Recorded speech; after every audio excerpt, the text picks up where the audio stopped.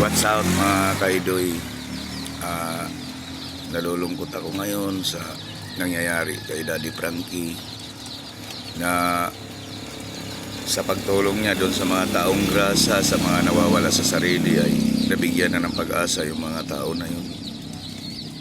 Pero ang nakakalungkot nito, nakialam na naman ng DSWD, ang ating gobyerno.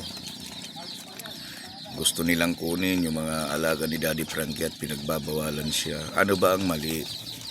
Mga putang ina niyo. Nabago ni Daddy Frankie ang buhay ng mga taong yan na wala ng pag-asa. Nung wala pa si Daddy Frankie, nasaan kayo?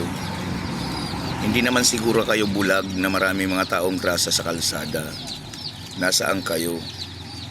Bakit hindi nyo tinulungan? Ba't ngayon na ayos na ang buhay at maayos na yung mga tao, pinag-iinteresan nyo?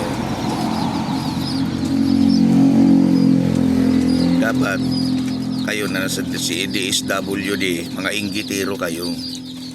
Dahil alam nyo, kumikita si Daddy Frankie. Natural lang yun kasi wala naman siyang hanap buhay. Natural lang yun na may mga tumulong, kumita siya sa YouTube, sa Facebook. Natural lang yun. Kasi ano ipapagamot dyan doon sa mga taong yun?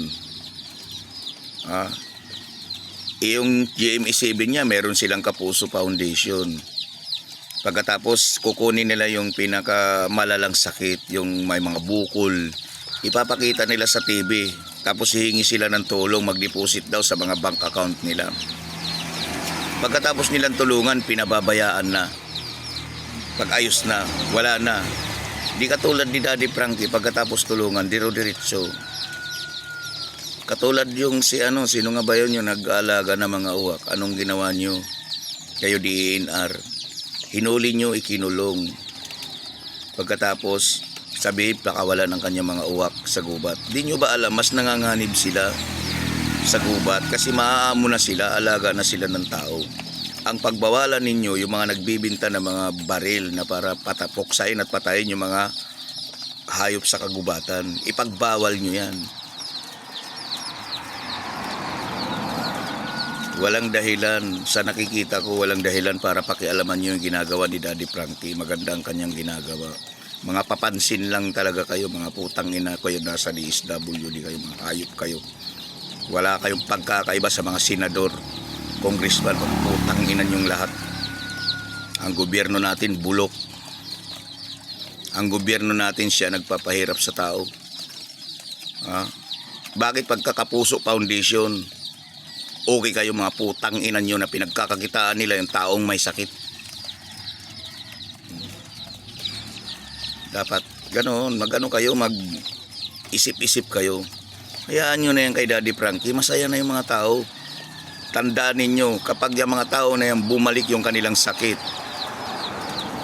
dahil sa kawalang kagaguhan ninyo at pinabayaan nyo yan, ipinangangako namin na kami na mga taga-suporta ni Daddy Frankie, di namin kayo titigilan na batikosin DSWD. Tandaan nyo yan.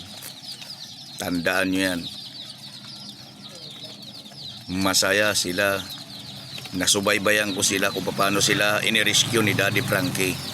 Kayo, wala kayong ginawa, mga putang ina nyo, mga taga DSWD.